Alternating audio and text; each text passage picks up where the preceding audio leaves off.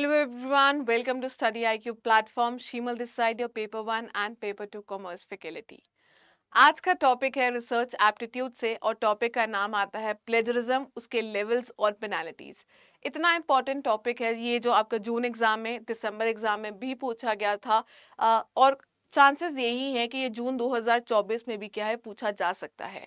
तो आज इसी से रिलेटेड हम जितनी भी बातें हैं वो समझने वाले हैं, राइट। सो प्लेजरिज्म या साहित्यिक चोरी है क्या?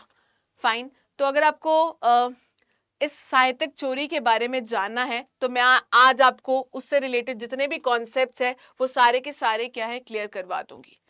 प्लेजरिज्म का मतलब क्या है या साहित्यिक चोरी का मतलब क्या है? जब आप किसी और के कंटेंट को अपना बोलते हो, ठीक है, वो कंटेंट, वो आइडिया, वो थॉट आपका होता भी नहीं है और आप उस ओरिजिनल ऑथर को उस कंटेंट का क्रेडिट भी नहीं देते हो, ठीक है। तो ये आपने सोशल मीडिया में काफी देखा भी होगा कि नो कॉपीराइट्स, है ना, पिक क्रेडिट्स, कि आप जब अगर आप किसी भी चीज का क्रेडिट दे देते हैं सेकंड पर्सन को जिसका वो कंटेंट है, तो वो शायद से आपके ऊपर कोई भी इल्जाम ना लगाए।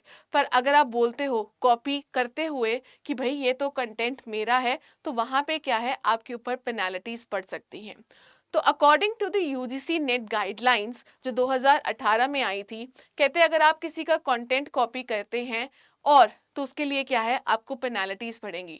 पर अगर वो जो कंटेंट है सिर्फ 10% तक ही सिमिलर रहता है या अप टू 10% सिमिलर रहता है, तो कहता हम आपको कुछ नहीं बोलेंगे, इतना जायज है। तो इसका मतलब क्या है, ये जो हमारी न्यू एंटी प्लेजरिज्म पॉलिसी है वो आपको 10% तक जो प्लेजरिज्म है वो या सिमिलैरिटी है वो अलाउ करती है। इसके अलावा आपके क्वेश्चन में क्या पूछा जाता है, क्या प्लेजरिज्म को चेक करने के लिए कुछ सॉफ्टवेयर्स हैं? जी हाँ। सो प्लेजरिज्म को डिटेक्ट करने के लिए कुछ सॉफ्टवेयर्स है जो आपके लिए याद करना बेहद इंपॉर्टेंट है। वो सॉफ्टवेयर्स कौन से आते हैं आइए देखते हैं। चलिए वो क्या आते हैं? Plagiarism detection software, Grammarly, Turnitin, article checker, DupliChecker, Quetext, plagiarism check.org, Unicheck, Urkund and आइथेंटिकेट।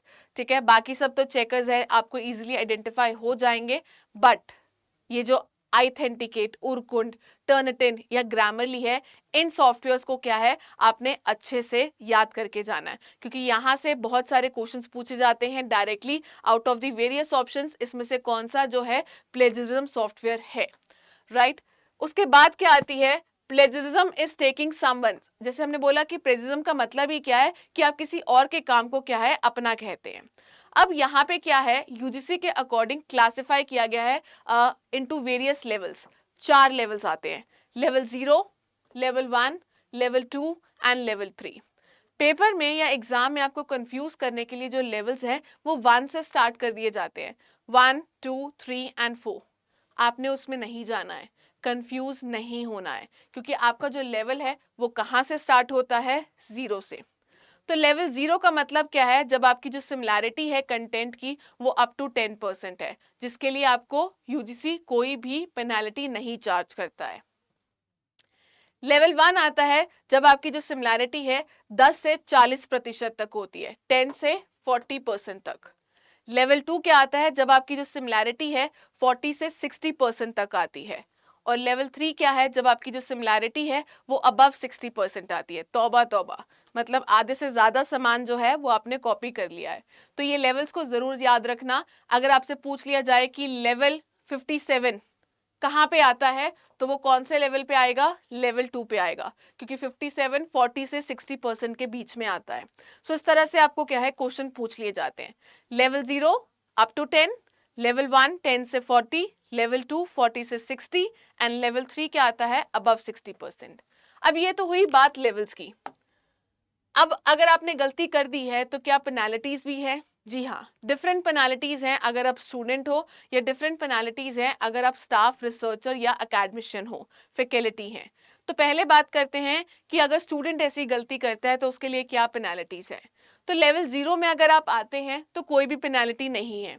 पर अगर आप लेवल 1 में आते हैं तो लेवल 1 में क्या बोला गया है कि आपको उस चीज के लिए कोई भी मार्क्स या क्रेडिट्स नहीं दिए जाएंगे।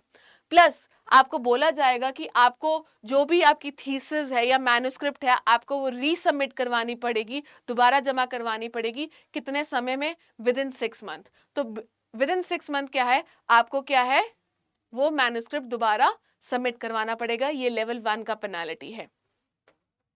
लेवल 2 क्या आता है, जब 40 से 60% आपकी सिमिलैरिटी होती है तो मार्क्स और क्रेडिट्स तो अभी भी नहीं दिए जाएंगे, है ना, और आपको बोला जाएगा कि आपको वो स्क्रिप्ट क्या है, दोबारा से रीसबमिट करवानी है।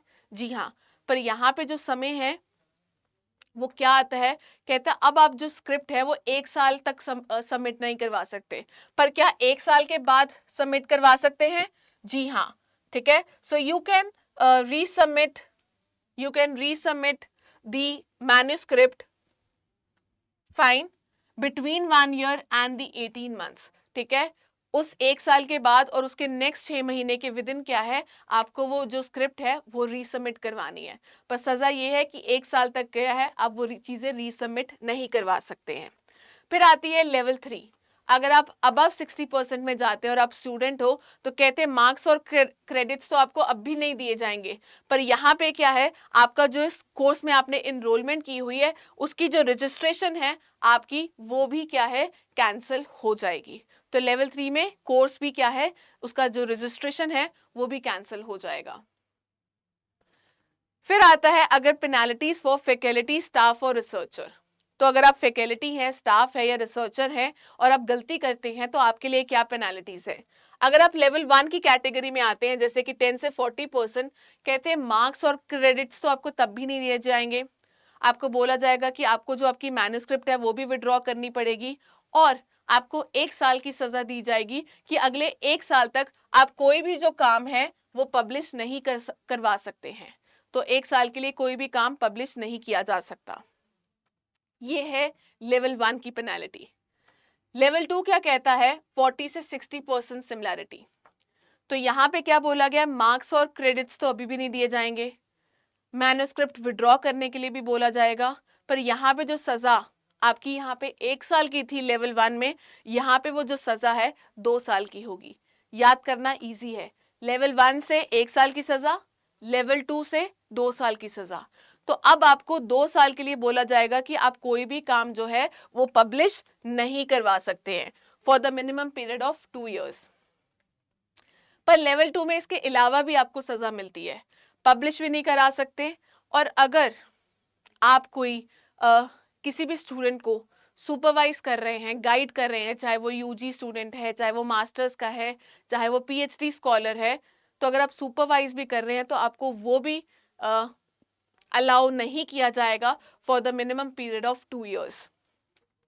ठीक है, तो यहाँ पे आपको 2 साल की सजा मिल रही है कि आप किसी को सुपरवाइज भी नहीं कर पाएंगे और अपना 2 साल के लिए आप कोई काम भी क्या है, पब्लिश नहीं करवाएंगे। इसके अलावा एक और सजा है कि अगर आपको कोई एकेडमिशियन को एनुअल इंक्रीमेंट मिलता है तो आपको वो 1 साल का जो एनुअल इंक्रीमेंट है वो भी आपको क्या है, मना कर दिया जाएगा, वो डिनाई कर दिया जाएगा। तो पैसे में भी दिक्कत है। और अगर आप 3rd लेवल में आते हैं तो भाई मार्क्स और क्रेडिट्स तो अभी भी नहीं दिए जाएंगे, मैन्युस्क्रिप्ट भी विड्रॉ करने के लिए बोला जाएगा, आपका जो काम है वो, आपकी जो सजा है लेवल 3 में वो 3 साल के लिए बढ़ जाएगी। अब आपको बोला जाएगा कि फॉर नेक्स्ट 3 years आप कोई भी जो काम है वो पब्लिश नहीं करवा सकते। 3 साल, लेवल 3 3 years। अगर आप किसी भी स्कॉलर को, स्टूडेंट को सुपरवाइज कर रहे हैं तो वो भी आप नेक्स्ट 3 years के लिए उनको सुपरवाइज या गाइड नहीं कर सकते हैं। और जो लेवल 2 में आपको 1 साल का जो एनुअल इंक्रीमेंट था वो डिनाई किया गया था, यहाँ पे क्या है, 2 सक्सेसिव एनुअल इंक्रीमेंट्स क्या है, डिनाई कर दिए जाएंगे, राइट।